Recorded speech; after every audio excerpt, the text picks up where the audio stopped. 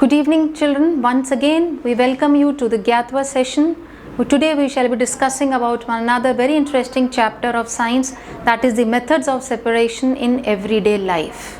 So before starting with the chapter, let us study the aims and objectives of the chapter.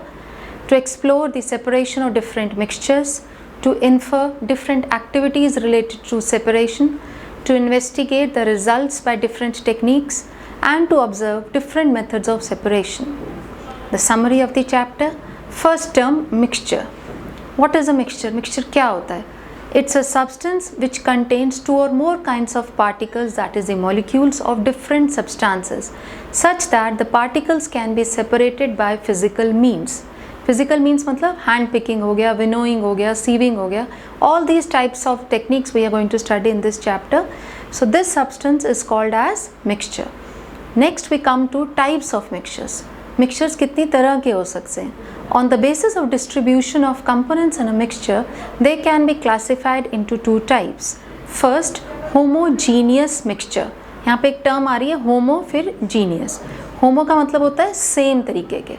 So a mixture in which all its components are evenly distributed throughout, that is called a homogeneous mixture. The components of this mixture cannot be seen separately. अलग अलग तरीके से आपको नहीं दिखाई देंगे, वो mix हुए दिखेंगे.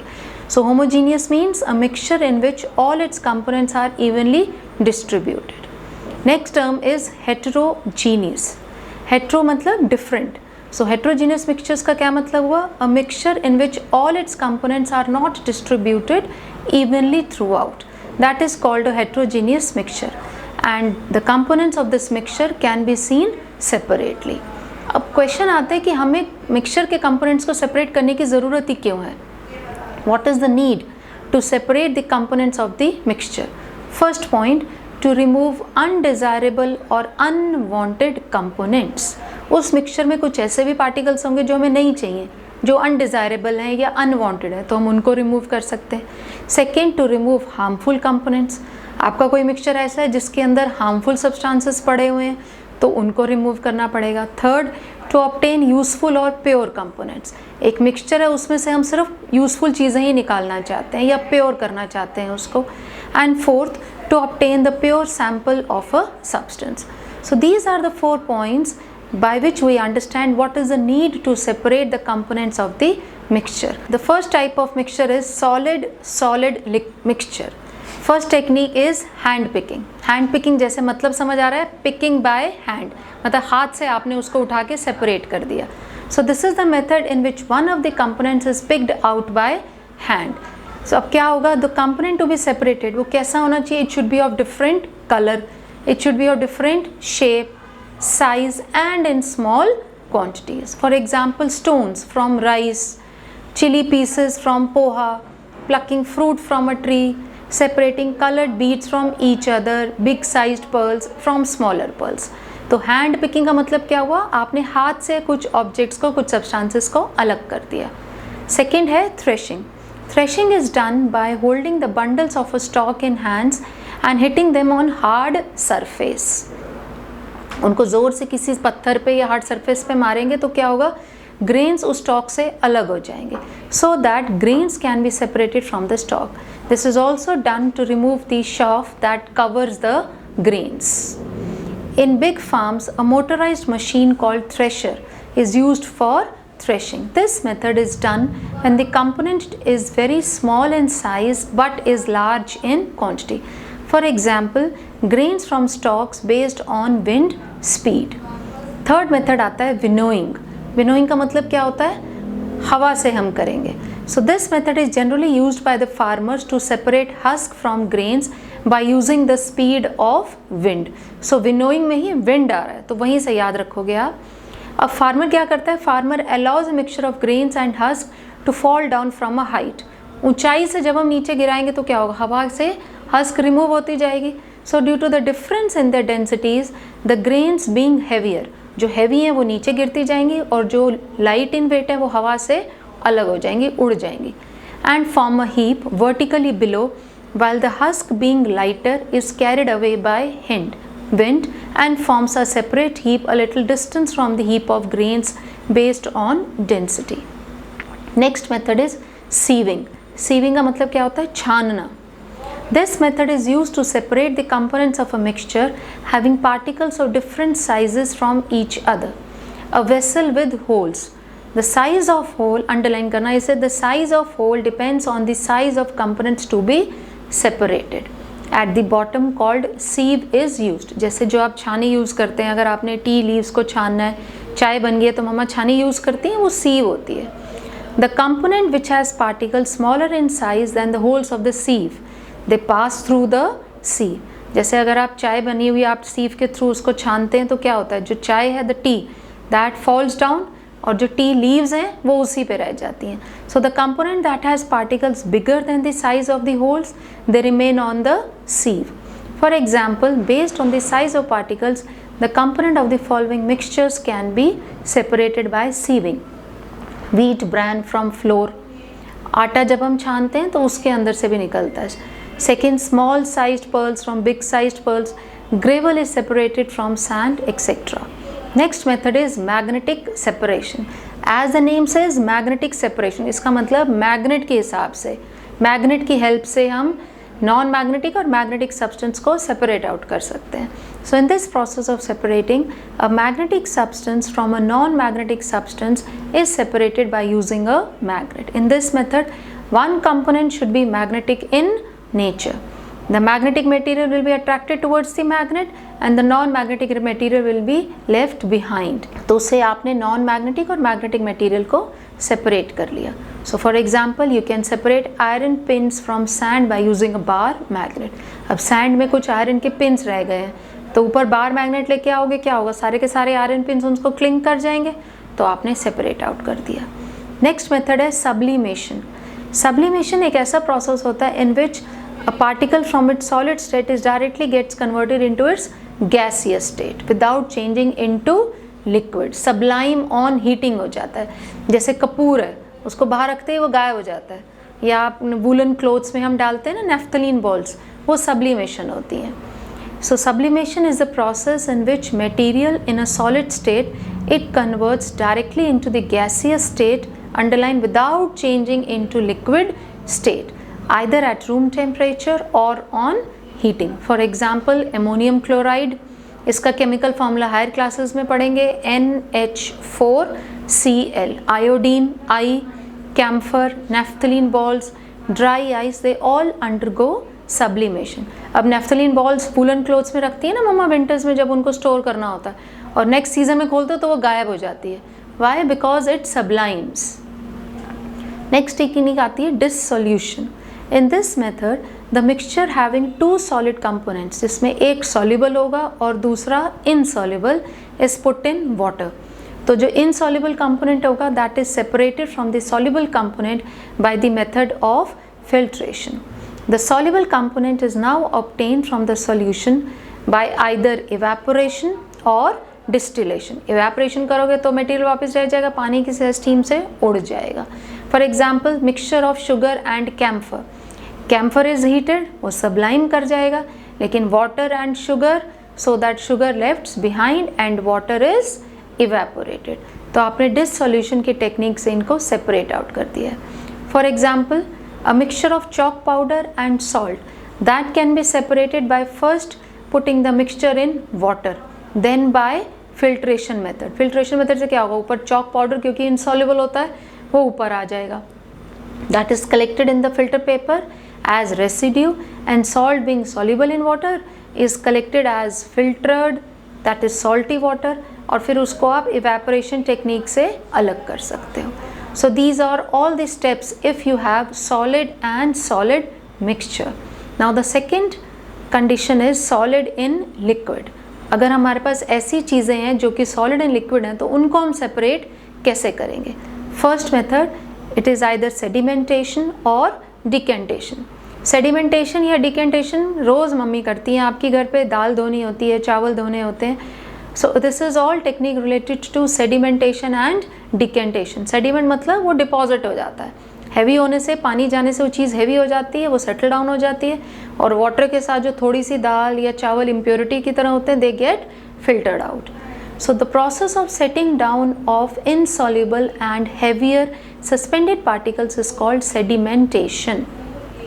इसमें बेटे एक वर्ड आ रहा है सेडिमेंट, जो आप SST में भी पढ़ोगे, ग्रेवल या सेडिमेंट जहाँ पर बनते थे. The clear liquid above can be poured out, which is called as decantation. For example, while washing pulses and rice before cooking. तो राइस और पल्सेस ये क्या होते हैं? Sediments. At first settle down, क्योंकि आपने पानी उसमें डाला, हैवी हो गया, वो सेटल डाउन हो गए. जब आप उसको डिकेंटेशन करते हो क्या होता है? थोड़ा सा आप बेहिसल टेढ़ा करते हो तो dirty water is drained out. So this is the method of separation if you have solid in liquid. Second technique आती है loading. Loading is a process of adding a substance like alum to a mixture that sticks to the light suspended particles, making them heavier and thus speeding up the sedimentation process. For example, you might have noticed that after rain, the air around you becomes cleaner. Why? क्योंकि rain drops के साथ dust particles add up हो जाते हैं, तो वो क्या हो गए? हैवी हो गए, नीचे चले जाएंगे. This is because the raindrops attached to the dust particles suspended in the air make them heavy and bring them down to the ground. As a result, the air or the atmosphere becomes cleaner.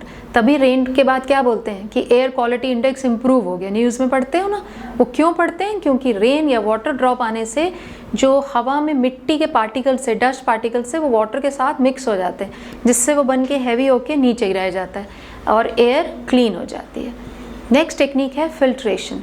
In this process the insoluble heavier और lighter particles can be separated by collecting over a filtering device, जिसको आप एक filter paper बोल सकते हो, strainer बोल सकते हो, फाइन क्लॉथ, मसलिन क्लॉथ होता है, या कॉटन का दुपट्टा पहले ज़माने में यूज़ करते थे, या फिर sand as a residue and the liquid passes through a filtrate.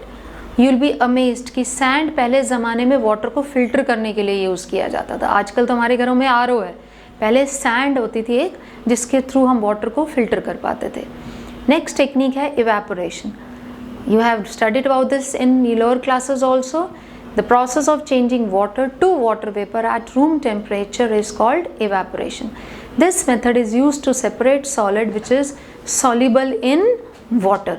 जैसे सी से अगर हमें सॉल्ट को एक्सट्रैक्ट करना था तो वो क्या था मेथड? इवेपोरेशन ही था ना. Water evaporates due to heat and the solute is left behind. For example, salt from sea water. The sea water is collected in shallow fields called lagoons. Due to the heat of the sun, the water gradually evaporates, leaving behind the salt in heaps. Next method is condensation. ये आपने देखा होगा, अभी summers में देखते हैं, ice वाला water बाहर रखो ग्लास में, स्टील के ग्लास पे, उसमें ड्रॉपलेट्स बन जाती हैं ना. वो क्यों? कौन सा मेथड है उसमें? Condensation. It is a process of changing water vapour to water on cooling. Distillation, evaporation था heating, condensation on cooling. Next method है distillation. The solution is heated till the water boils, leaving behind the solute. The steam is condensed to get water separately. The basic phenomena is similar to evaporation. Evaporation में भी क्या था कि heat करते हो और solute left behind हो जाता है. सेम वे यहाँ पर भी होता है. इसमें क्या होता है कि लिक्विड को भी हम रिकवर कर सकते हैं. इवेपोरेशन में तो लिक्विड उड़ गया था, यहाँ पर आप लिक्विड को भी एक्सट्रैक्ट कर सकते हैं. So the basic phenomena is similar to evaporation, where the liquid is lost in the air, whereas in case of distillation, the liquid is also recovered. For example, from the mixture of salty water, salt can be separated by distillation, and the pure water which is left behind can be collected after the process of condensation. Next method है crystallization. यहाँ से एक word निकल के आ रहा है crystal. So the process of separation of pure crystals of a substance from its hot and supersaturated solution on cooling is called crystallization. It is used to obtain solid substance in its pure form.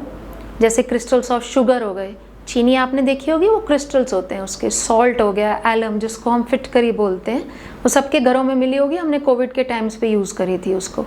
Copper sulphate CuSO4 bluish colour के होते हैं ये, तो इनके crystals हम इस method से करते हैं. थर्ड कैटेगरी आती है solid which is suspended. First आपने पढ़ा solid and solid, second solid and liquid, third category क्या है solid which is suspended.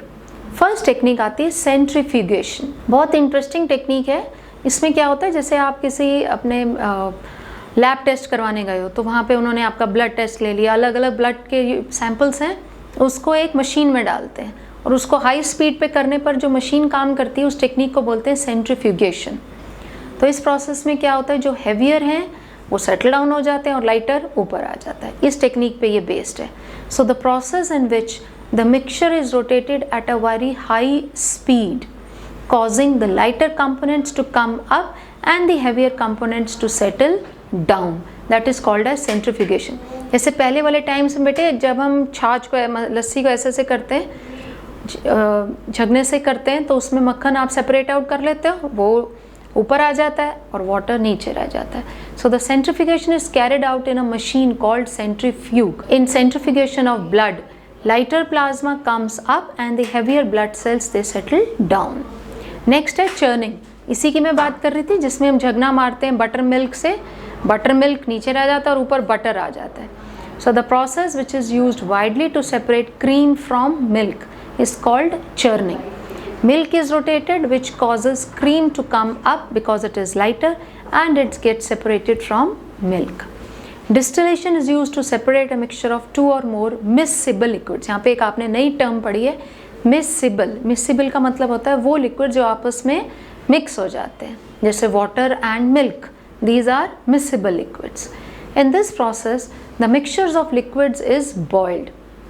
So during boiling the liquid which has less boiling point gets vaporised first, the liquid is then condensed and accumulated in another container, so the other liquid which remains behind in the flask।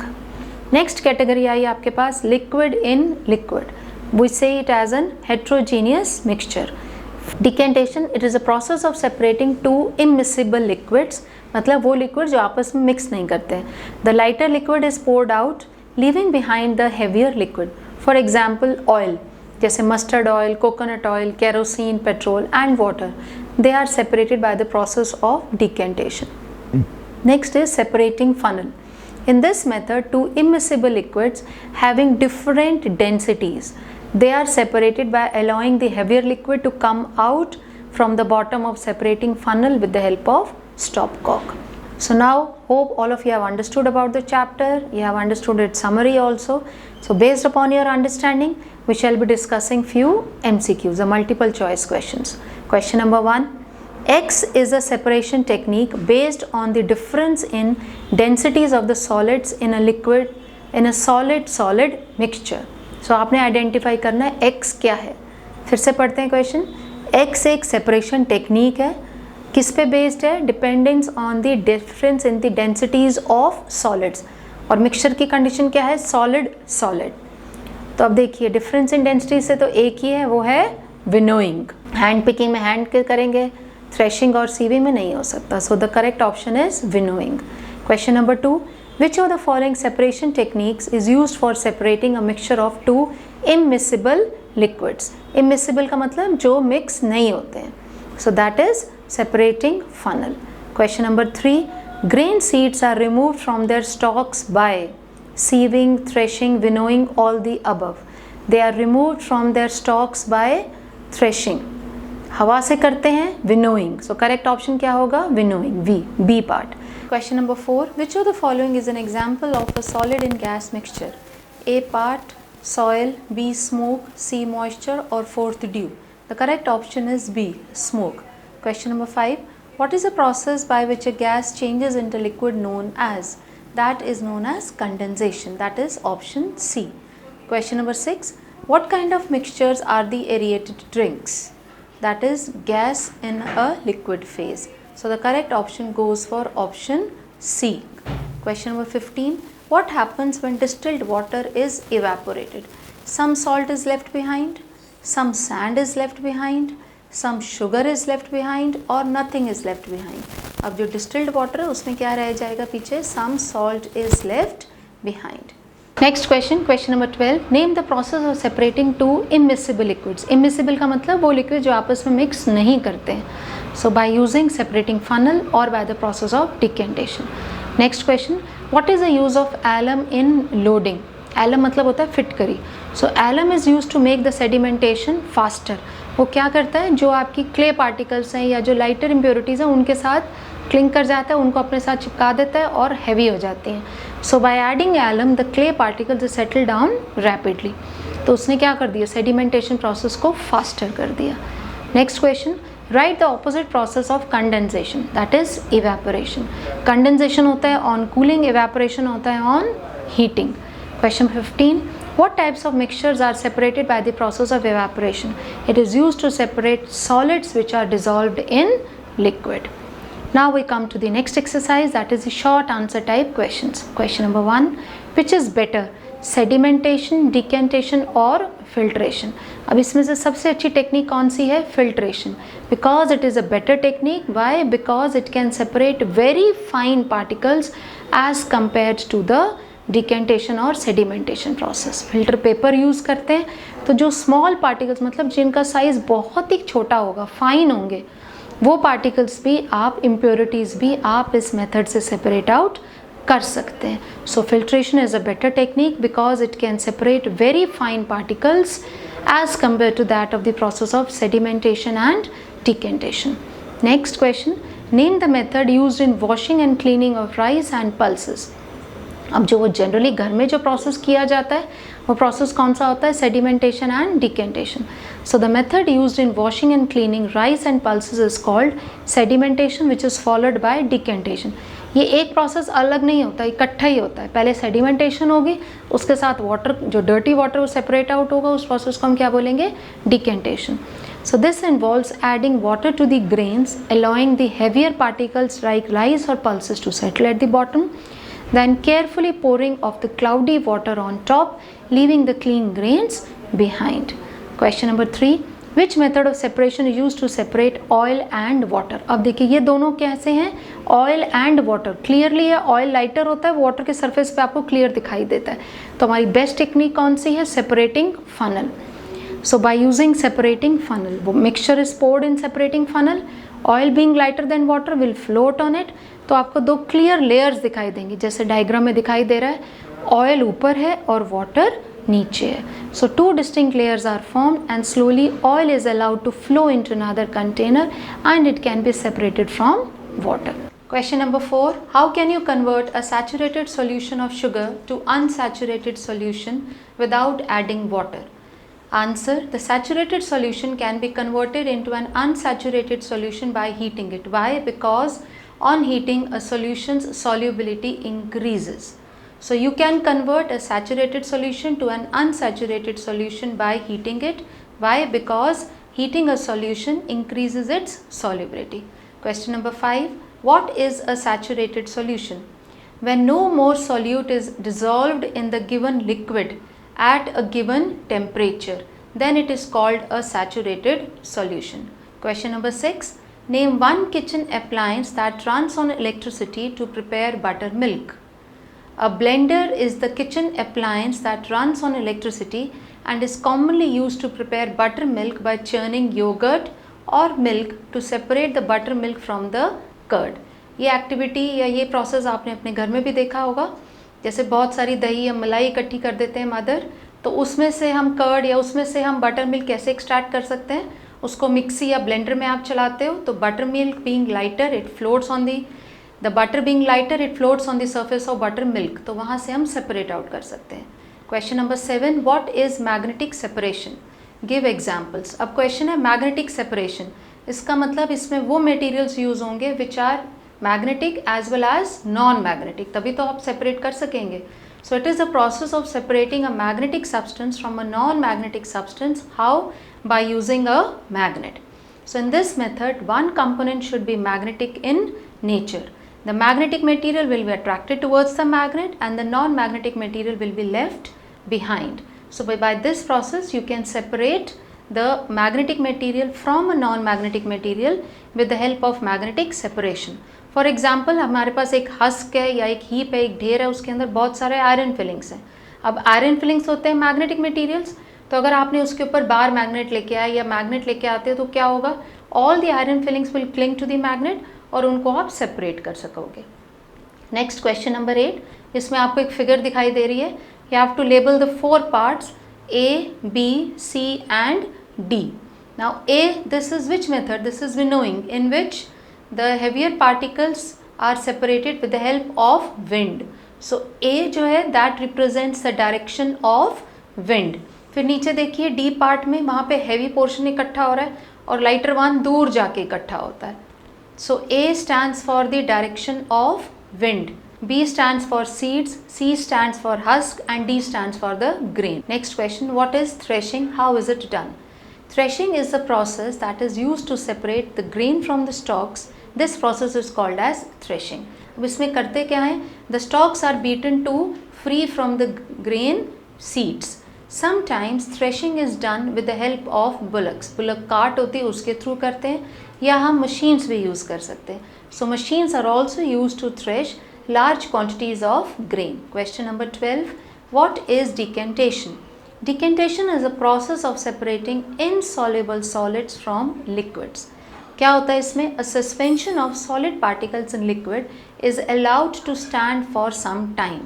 जब थोड़ी देर तक, जैसे हमने दालें या चावल ममद होती हैं तो उसके अंदर हम वाटर डालते हैं, then it is allowed to sediment for some time. So क्या होगा, solid particles settle down at the bottom due to their weight, क्योंकि पानी डलने से वो हैवी हो गए तो वो नीचे सेटल डाउन हो जाते हैं. So this process is called sedimentation. The clean water is transferred into another beaker without disturbing the settled particles.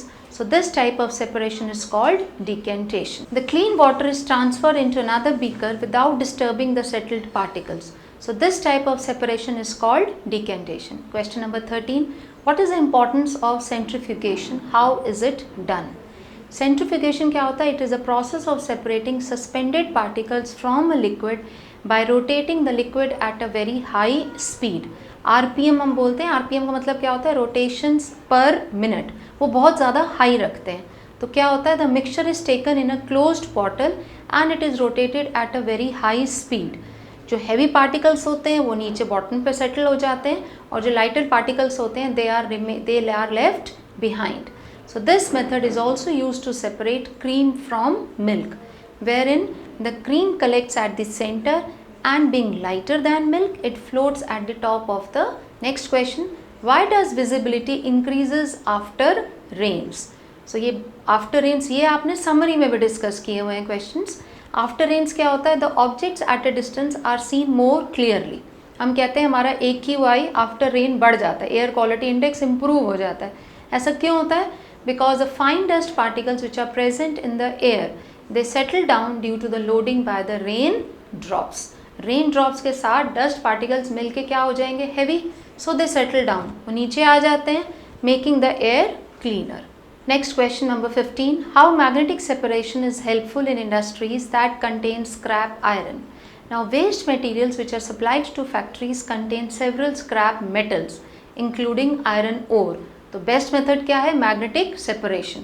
So in industries scrap iron is separated from the heap of waste material by using big electromagnets which are fixed to a crane. Electromagnets क्या होते हैं? They are the temporary magnets.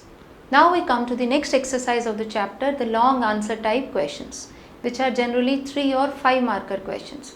Question number 1. How bamboo tray can be used to separate heavier and lighter components of a mixture? A bamboo tray can be used to separate heavier and lighter components of a mixture through a process called winnowing. जहाँ पर winnowing का मतलब क्या होता है? With the help of wind, where the mixture is tossed on the tray while wind blows, causing the lighter particles to be carried away by the air, leaving the heavier components behind in the tray. Essentially, the tray acts as a platform. वो एक जरिया करता है तरीके से to facilitate the separation based on the weight difference with the help of wind. Question number 2. How can we separate husk from grains in a closed room? अब closed room है जहाँ पर कोई भी wind flow या breeze flow नहीं कर सकती, तो क्या करेंगे? उनको हवा से ही हम fan की breeze use कर सकते हो या फूंक मार सकते हो. So since there is no natural wind indoors, so we can use a fan to create a breeze. हवा पैदा करने के लिए हम एक fan use कर सकते हैं. So place the rice and husk mixture in a container and gently toss it into the air. The husk will be blown away by the fan's breeze while the heavier rice grains fall back into the container. Question number 3. We have 3 glasses. They are taken as A, B and C. All the 3 glasses are filled with water. To glass A we add 2 teaspoons of salt in it. In glass B we add 4 teaspoons of salt in it, and to glass C 5 teaspoons of salt is added. Which glass is the more saturated and why? Now see, first में आपने सिर्फ 2 teaspoons of salt डाले थे, next में आपने 4 डाले और glass C में आपने 5 डाले. तो सबसे ज़्यादा saturated solution कौन सा बना? Glass C. So glass C is the more saturated. Why? Because saturation refers to the maximum amount of solute, that is the salt can be dissolved in a given amount of solvent at a particular temperature. Question number 4. How can you say that catching fish in the net is like the method of filtration? Catching fish in a net can be considered as filtration because the net here acts as a filter. तो water उसके through सीप कर जाता है, आपके ऊपर fish आ जाती है. So allowing the water to pass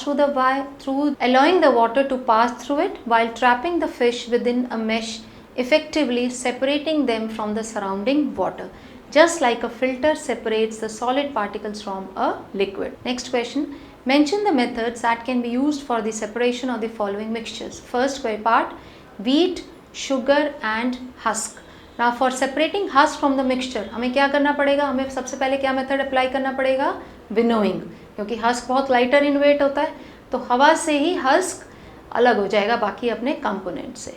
So we should follow the winnowing method because husk is lighter than the other 2 components. Or wheat and sugar, they can be separated by sieving as they have different sizes.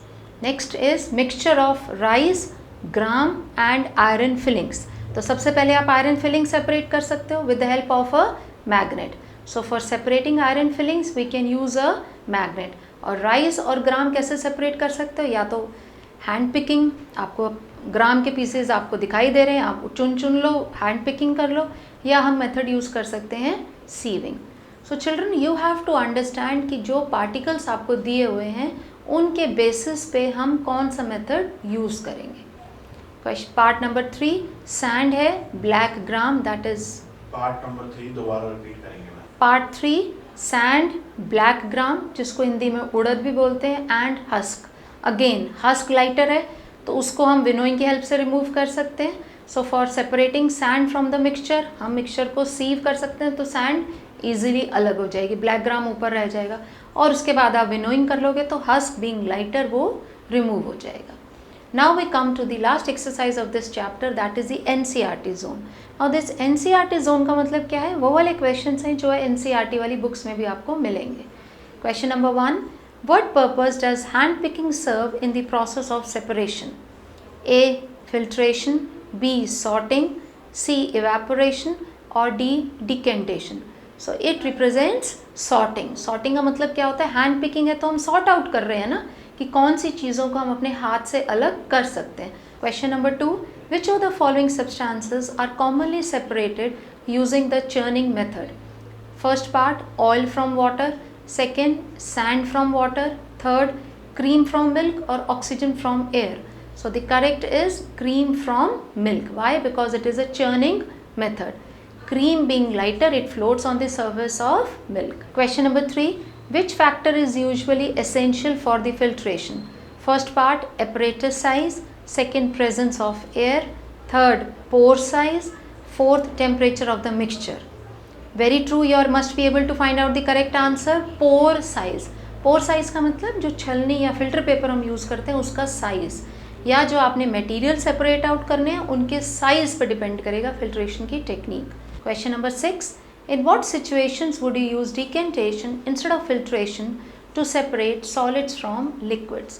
Decantation method is used when जब insoluble soluble particles जो हैं they are heavy. क्यों? क्योंकि वो heavy होने से नीचे bottom पे settle down हो जाएंगे और clear liquid को हम easily pour off कर सकते हैं. So decantation is used when the insoluble solid particles are heavy and settle down at the bottom of the container, allowing the clear liquid to be poured off without disturbing the solid sediment. For example, separating the chalk powder from water. Next question, can you relate the presence of nasal hair to any separation process? जो आपके nostrils में small hair दिए हुए हैं, nature के through given है, is it there for any kind of separation process? Yes, very important. जो nasal hair होते हैं, they act like a natural filter. जब आप ब्रीद इन करते हो, एयर बाहर से एटमॉस्फेयर से एनवायरनमेंट से ब्रीद इन करते हो, तो क्या होता है, जो नेचर में डस्ट हैं, पोलन है, वो जो हेयर हैं नॉस्ट्रल्स में, जो हेयर प्रेजेंट होते हैं, छोटे छोटे बाल होते हैं, वो उन डस्ट पार्टिकल्स को या पोलन को क्या करते हैं, ट्रैप कर लेते हैं. तो अंदर जो आपके लंग्स में एयर गई वो कैसी गई, फिर फिल्टर होकर. So nasal hair acts like a natural filter which traps the dust, pollen and other particles from the air we breathe. Thus acts like filtration process and works to remove these solid impurities from a liquid. Next question, question number 8. During the COVID-19 pandemic, all of us wore masks. Generally, what material are they made up of and what is the role of these masks? So masks are generally made of materials like cotton, synthetic fibers or polypropylene. Why? Because these materials they act as filter. क्या करते हैं, वो जो airborne particles हैं या जो environment में या जो हवा में वायरस हैं, बैक्टीरिया हैं, उनको क्या कर देते हैं, फिल्टर कर देते हैं. So their role is to filter out airborne particles like virus and bacteria to prevent their inhalation and spread. तो जब वो आपके पास छन कर आएगी हवा, छनी हुई हवा आएगी, क्लियर आएगी, फिल्टर्ड आएगी, so you will not fall sick. So hope children you have understood the chapter and you have liked also my explanation. You can buy the books of Gyatva from the Amazon or the Flipkart. See you soon with more interesting chapters of physics. Till then, goodbye, take care.